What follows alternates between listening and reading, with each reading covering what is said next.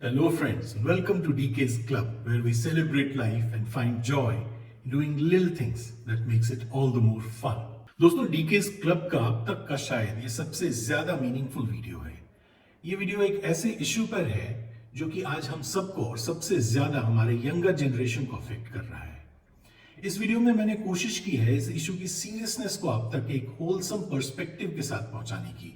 सिर्फ प्रॉब्लम ही नहीं, सोल्यूशन भी बताने की कोशिश की है। Please watch this video till the end. Friends, हम काम क्यों करते हैं? हार्ड वर्क क्यों करते हैं? रिवॉर्ड के लिए, राइट?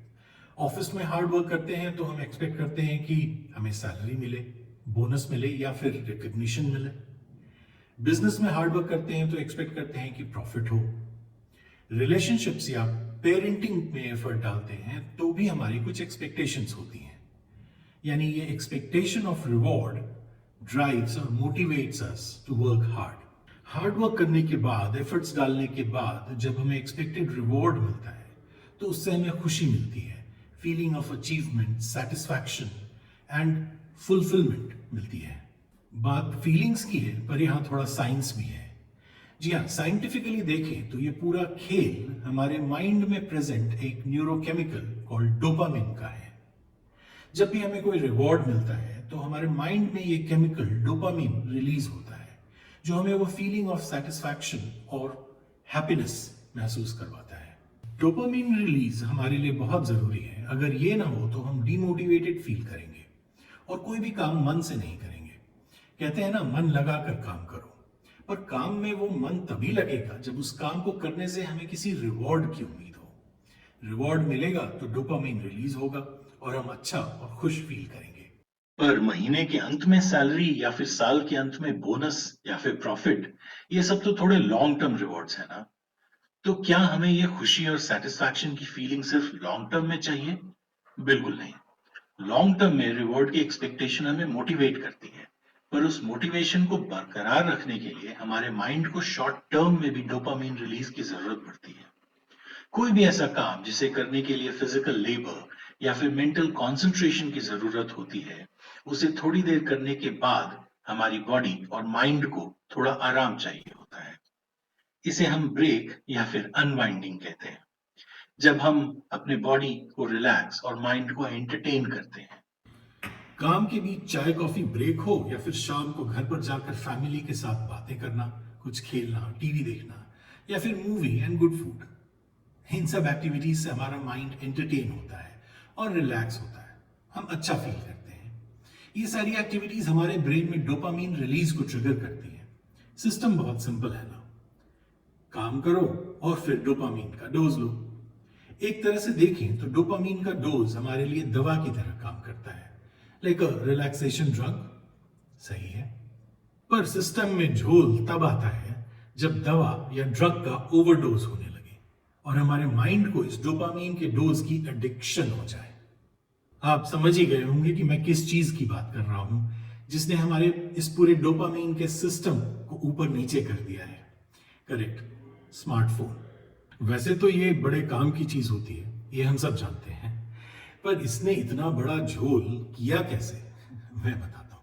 ये आपकी जेब में या फिर डेस्क पर पड़ा रहता है, ठीक उस अलादीन के चिराग में बंद जिन की तरह। जब भी आपको इसकी जरूरत पड़ती है, आप इसे उठाते हैं और फिर क्या हुक्म है मेरे आका आप इसे हुक्म दें और ये आपके लिए सब कुछ करता है। ये पूरे जहान की एंटरटेनमेंट, इंफॉर्मेशन, नॉलेज पलक झपकते ही आप तक पहुंचा सकता है। आपको कोई भी इंफॉर्मेशन चाहिए, इसे उठाइए और ये लीजिए मेरे आका आपकी इंफॉर्मेशन।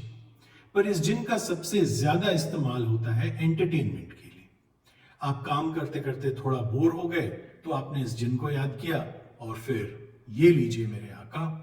हर तरह की एंटरटेनमेंट आपकी उंगलियों के इशारे पर आपके सामने हाजिर है। कहीं जाने की जरूरत नहीं है, सब कुछ आपकी मुट्ठी में। Very powerful. पर अलादीन के चिराग वाले जिन और इस स्मार्टफोन वाले जिन के बीच में एक फर्क है। वो चिराग वाला जिन सोता रहता था जब तक अलादीन चिराग उठाकर उसे बुलाता नहीं था। यानी अलादीन को जब जरूरत पड़ती थी तभी वह इस चिराग से उस जिन को निकालता था।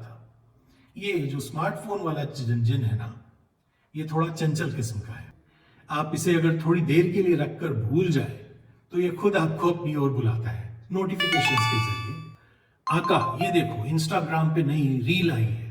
आका ये देखो आपने जो फेसबुक पर फोटो डाली थी ना, उस पे कितने कमेंट्स और लाइक आए हैं। आका व्हाट्सएप चेक करो ना, कितने सारे मैसेजेस आकर पड़े हैं। आका ये गेम आपने कितनी देर से नहीं खेला। और एक बार आपने इस जिन को उठा लिया तो फिर ये आसानी से आपको छोड़ता भी नहीं है। इंस्टाग्राम की रील्स आफ्टर रील्स, यूट्यूब के शॉर्ट्स आफ्टर शॉर्ट्स, और हम देखते रहते हैं 10 मिनट 15 मिनट। और जो हम देखते हैं most of the time senseless mindless entertainment ही होता है, पर फिर भी हम देखते हैं। क्यों? Remember, entertainment triggers dopamine release leading to feeling of happiness, satisfaction and fulfilment. यानी डोपामीन डोज आसानी से उपलब्धि नहीं, आपको बाकायदा हर कुछ मिनटों में सर्व्ड हॉट। सिंस ये डोपामीन इतनी आसानी से हमें मिलती है और मोस्टली माइंडलेस एंटरटेनमेंट के रूप में, तो इसे चीप डोपामीन कहना गलत नहीं होगा। इस सस्ते डोपामीन के ओवरडोज से हमें पता ही नहीं चला कि कब हम इस जिन के गुलाम बन गए। हमारा कंसंट्रेशन स्पैन, यानी देर तक किसी भी काम को कंसंट्रेशन के साथ कर सकने की हमारी एबिलिटी धीरे धीरे कम होती गई।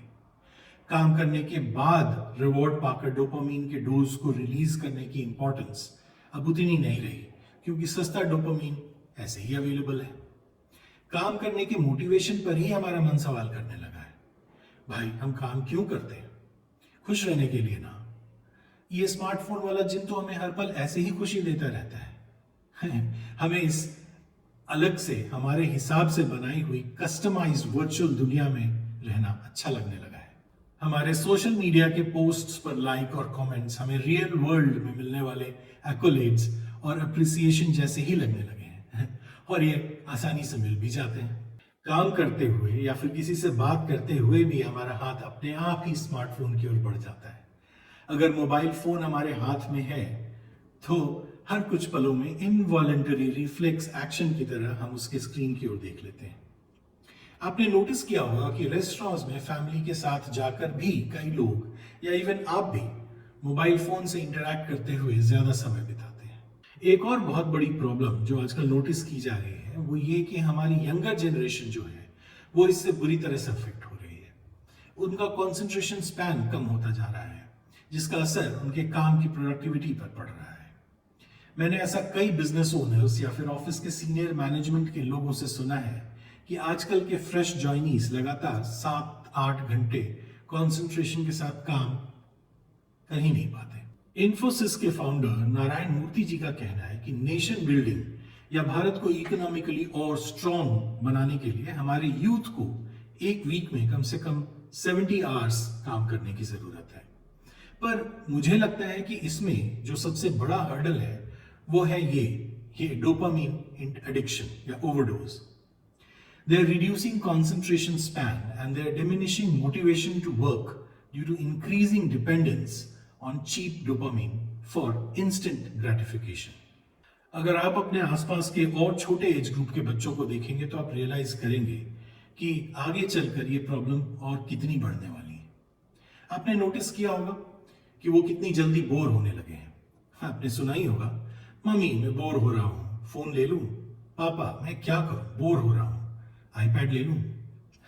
उन्हें 2 घंटे लगातार बुक्स के साथ बिठाना मुश्किल होता जा रहा है, पर मोबाइल या आईपैड के साथ वो घंटों बिता सकते हैं।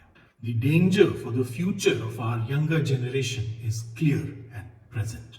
पर इस चीप डोपामीन एडिक्शन की जिम्मेदारी पूरी तरह से यंगर जनरेशन पर डालने से पहले इसकी जिम्मेदारी पेरेंट्स या ओल्डर जनरेशन को उठानी पड़ेगी। मैंने कई बार देखा है हम अपने कन्वीनियंस के लिए इस चीप डोपामीन को बच्चों में खुद ही इन्फ्यूज करते हैं। बच्चा खाना नहीं खा रहा होता तो उसे मोबाइल पर कार्टून वीडियो दिखाकर उसका ध्यान इधर उधर भटकाकर उसे खिला देते हैं। बड़े आपस में बात करना चाहते हैं, बट बच्चे बीइंग बंडल्स ऑफ एनर्जी उन्हें शांति से बैठने नहीं देते।